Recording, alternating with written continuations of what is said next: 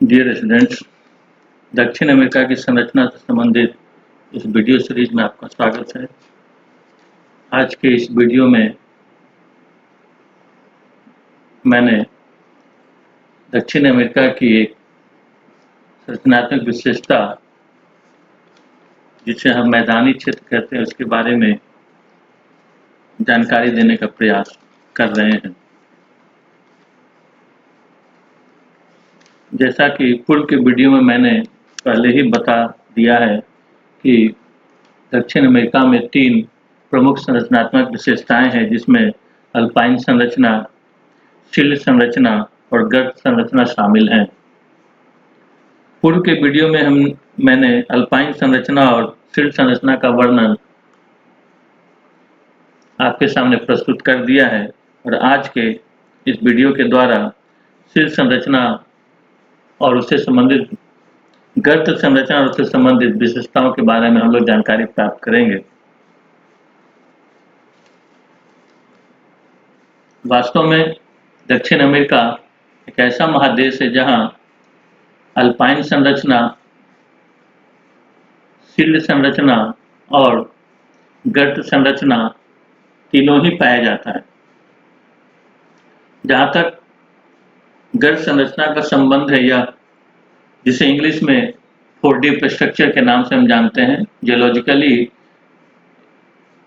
इसे हम 4 deep structure कहते हैं। वास्तव में पर्वतीय भाग और पठारी भाग के बीच जो गर्त का निर्माण होता है, उसमें इन दोनों उच्च भूमि से आने वाले अवसादों के जमाव से जिस मैदान का निर्माण होता है, उसे ही हम लोग 4 डीप स्ट्रक्चर या मैदानी क्षेत्र कहते हैं। दक्षिण अमेरिका के संदर्भ में भी एंडीज पर्वत श्रेणी और पूर्वी पठारी प्रदेश के मध्य संपूर्ण दक्षिण अमेरिका में मैदानी भाग का विकास गर्त संरचना के अंतर्गत हुआ है। पश्चिमी एंडीज पर्वत और पूर्वी पठारी प्रदेश के मध्य यह गर्त संरचना एक सैंडविच की तरह है, जिसमें ओरिनिको,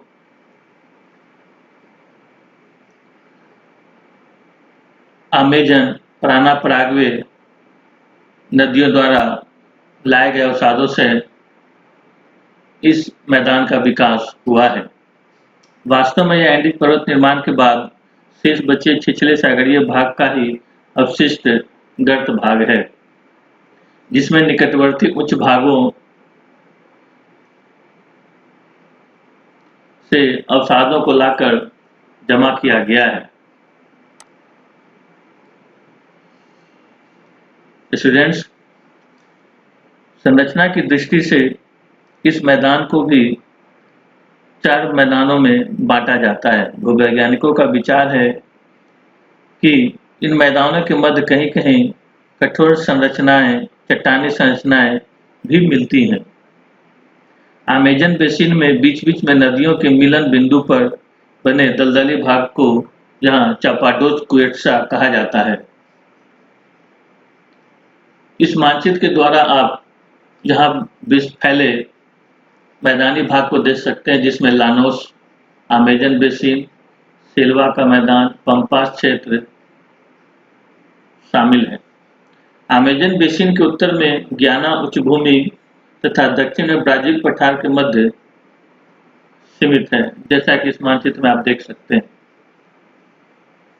पश्चिम की ऊंची पेटी को छोड़कर यह संपूर्ण बेसिन समुद्र तल से लगभग 1000 फीट की ऊंचाई तक फैला हुआ है। इस बेसिन का अधिकांश भाग 500 फीट से अधिक ऊंचाई में ही फैला हुआ है, जबकि इस क्षेत्र का मात्र 10% भाग बाढ़ के मैदान के रूप में है। इस बेसिन क्षेत्र में खादर भूमि को वर्जिया VARZEA वर्जिया तथा बांगर क्षेत्र को टेरा फर्म TERRAFIRME टेरा फर्म कहा जाता है। उत्तर दक्षिण के पठारी क्षेत्र के मध्य अमेजन मैदान स्पेचुला आकृति में है, जिसका 1.2 मिलियन वर्ग मील क्षेत्र टेरा फर्म के अंतर्गत है, जो बालू और क्ले से बना हुआ माना जाता है। स्टूडेंट्स, विद्वानों का मत है कि यह जो टेराफर्म है उसकी आयु मायोसीन से क्वाटरनरी तक का है। अमेजन नदी के मुहाने के निकट नवीन जलोढ़ जमाव काफी अधिक मात्रा में यहाँ पाया जाता है। मराजो द्वीप के पश्चिमी आधे भाग में इस प्रकार के नवीन जलोढ़ भी पाए जाते हैं, जबकि पूर्वी भाग में टेराफर्म की अधिकता है। एंडीज पर्वत के निर्माण के पूर्व अमेजन नदी पश्चिम की ओर बहती थी, ऐसा वैज्ञानिकों का मानना है। इस नदी के निचले भाग के दोनों किनारों पर झील वाले जमाव, जिसे लैक्राइट डिपॉजिट के नाम से हम लोग जानते हैं, पाया जाता है। एंडीज निर्माण के बाद भी कई दलदली भाग एवं लैगून का विकास हुआ है, जो इस बेसिन के पूर्ण रूप से नहीं भरने के कारण बना है। ऐसे ही दलदलीय भागों को स्थानीय रूप में इगापोस IGAPOS इगापोस, फुरोस FUROS फुरोस एवं परानाज PARANAS परानाज कहा जाता है। इस अमेजन नदी के डेल्टा प्रदेश में निमज्जन यानी सबमर्जेंस के क्रिया के कारण वर्जिया क्षेत्र में वृद्धि हुई है। साथ ही समुद्र तट से 500 मील अंदर ज्वार का पानी आबिडोस तक यहाँ पहुंच जाता है। वर्जिया एवं टेराफर्म वास्तव में क्रमशः खादर और बांगर भूमियों के यहाँ स्थानीय नाम हैं। स्टूडेंट्स, गर्त संरचना के अंतर्गत ही ओरिनिको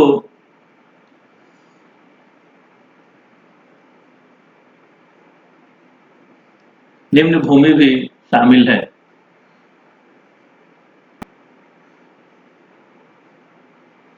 इसी तरह चाको मैदान भी इसी गर्त का हिस्सा है। चाको का अर्थ शिकार भूमि या हंटिंग ग्राउंड माना जाता है, जो लगभग 4 लाख वर्ग मील क्षेत्र पर फैला है।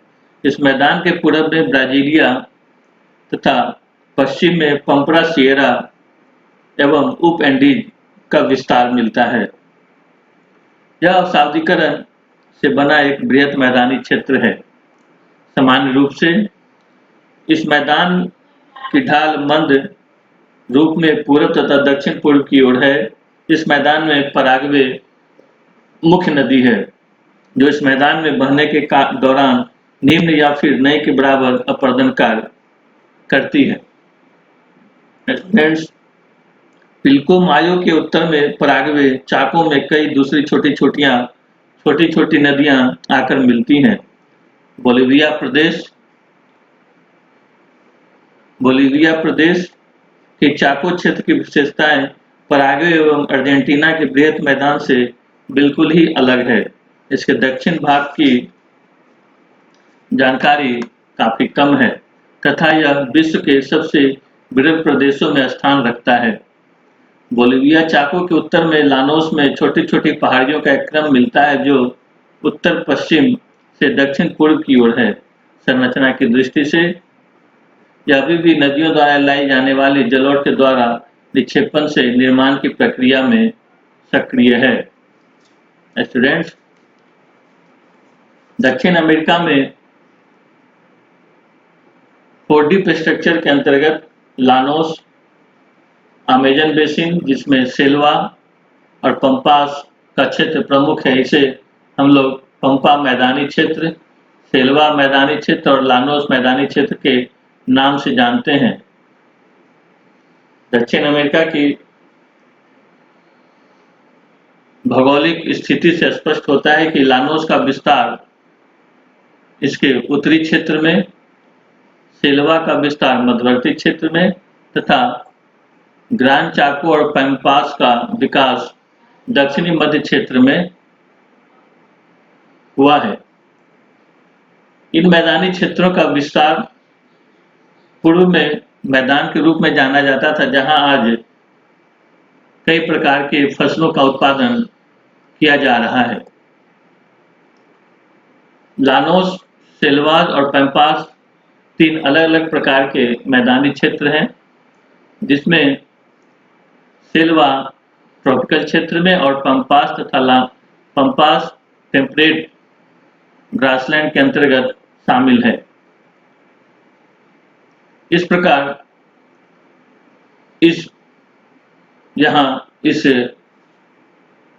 फोटोग्राफ में पंपास का एक सुंदर दृश्य दिखाया गया है। इस मानचित्र के द्वारा पंपास के क्षेत्र को अच्छी तरह इसके भौगोलिक स्थिति को समझ सकते हैं, जबकि यहाँ अमेजन नदी के द्वारा विकसित उसके बेसिन क्षेत्र को दिखाया गया है। इस प्रकार